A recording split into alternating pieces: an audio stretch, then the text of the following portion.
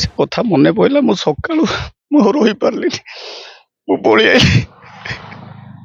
ମୁଁ ଶୁଣିଲି ଯେତେବେଳେ ଆମ ଘରୁ ଫୋନ କଲେ ଯେ ଭାଇ ଚାଲିଗଲା। ମୋ ଭଉଣୀ ଫଉଣୀ ସମସ୍ତେ ଜାଣନ୍ତି, ସମସ୍ତେ ମିଶିଛନ୍ତି ତା ସାଙ୍ଗରେ। ତାପରେ ମୁନା ପାଖକୁ ଫୋନ ଲଗେଇଲି, ମୁନା କହିଲା ଜଲ୍ଦି ଆସ, ମୁଁ ବାହାରିକି ଆଇଲି।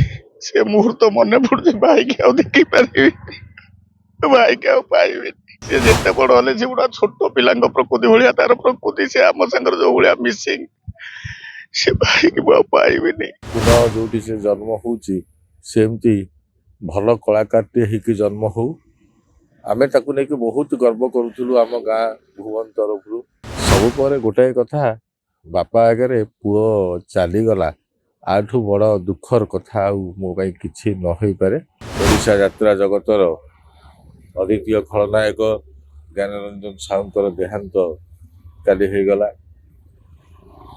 ବର୍ଷେ ହେଲା, ପାଖାପାଖି ବର୍ଷେ ହେଲା ସେ ଲିଭର ସିରୋସିସ୍ ରୋଗରେ ପୀଡ଼ିତ ଥିଲେ। ତାକୁ ମୁଁ ମୋରି ହାତରେ ତିଆରି କରିଥିଲି। ମୋ ଯାତ୍ରା ଜୀବନ ଫାଷ୍ଟ ବର୍ଷେ 2 ବର୍ଷ ପରେ ଜ୍ଞାନ ଭାଇଙ୍କ ସାଙ୍ଗରେ ଭେଟ ବ୍ୟାଚଲର ଟାଇମରେ।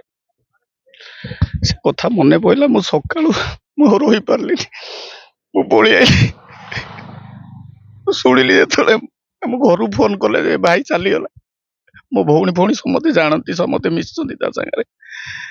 ମୁଁ ସେଠୁ ଆଉ ଜଣେ ପୁଲିସ ଭାଇ ଫୋନ କଲେ। ମୁଁ କହିଲି ତମେ ରଖ, ମୁଁ ବାହାରିକି ଯାଉଛି, ଘରେ ଅଛି, ପାର୍ଟି ପାଖରେ ନାହିଁ, ଘରେ ଅଛି। ସେଇପାଇଁ ମୁଁ କହିଲି ମୁଁ ଯାଉଛି, ସଡନ ଯାଉଛି ତାଙ୍କ ଘର ପାଖକୁ। ତାପରେ ମୁନା ପାଖକୁ ଫୋନ ଲଗେଇଲି, ମୁନା କହିଲା ଜଲ୍ଦି ଆସ, ମୁଁ ବାହାରିକି ଆଇଲି।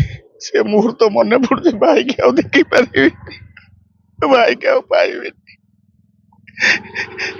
ନାଇଁ ଭଳିଆ ପିଲା ମୁଁ ଆଉ ପାଇବିନି। ସେ ଯେତେ ବଡ ହେଲେ ସେ ଗୁଡା ଛୋଟ ପିଲାଙ୍କ ପ୍ରକୃତି ଭଳିଆ ତାର ପ୍ରକୃତି। ସେ ଆମ ସାଙ୍ଗରେ ଯୋଉ ଭଳିଆ ମିସିଂ, ସେ ଭାଇକି ମୁଁ ଆଉ ପାଇବିନି। ମନ ଖରାପ, ମୁଁ ଆଉ କିଛି କହିପାରିବିନି। ସନ୍ଧ୍ୟା 8:45 ସମୟରେ ଏକ ଦୁଃଖଦ ଖବର ପହଞ୍ଚିଲା। ଓଡ଼ିଶା ଯାତ୍ରା ଜଗତର ଅଦ୍ୱିତୀୟ ଖଳନାୟକ ଜ୍ଞାନରଞ୍ଜନ ସାହୁଙ୍କର ଦେହାନ୍ତ କାଲି ହେଇଗଲା। ବର୍ଷେ ହେଲା, ପାଖାପାଖି ବର୍ଷେ ହେଲା ସେ ଲିଭର ସିରୋସିସ୍ ରୋଗରେ ପୀଡ଼ିତ ଥିଲେ। ତାକୁ ମୁଁ ମୋରି ହାତରେ ତିଆରି କରିଥିଲି।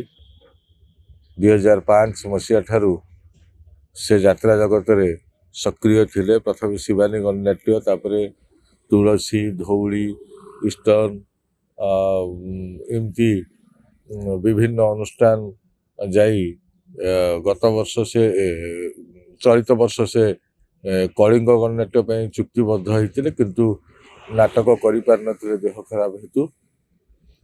କ'ଣ ଆଉ ତା ପାଇଁ କହିବି, ଏତିକି କହିବି ତା ଅମର ଆତ୍ମାର ସଦ୍ଗତି ହଉ। ପୁନଃ ଯୋଉଠି ସେ ଜନ୍ମ ହଉଛି ସେମିତି ଭଲ କଳାକାରଟିଏ ହେଇକି ଜନ୍ମ ହଉ। ଆମେ ତାକୁ ନେଇକି ବହୁତ ଗର୍ବ କରୁଥିଲୁ ଆମ ଗାଁ ଭୁବନ ତରଫରୁ। ଆମ ଗାଁ ତଥା ଯାତ୍ରା ଜଗତ ପାଇଁ ଗୋଟେ ଦୀପ ଲିଭିଗଲା ବୋଲି କହିଲେ ଅତ୍ୟୁକ୍ତି ମଧ୍ୟ ହବ ନାହିଁ।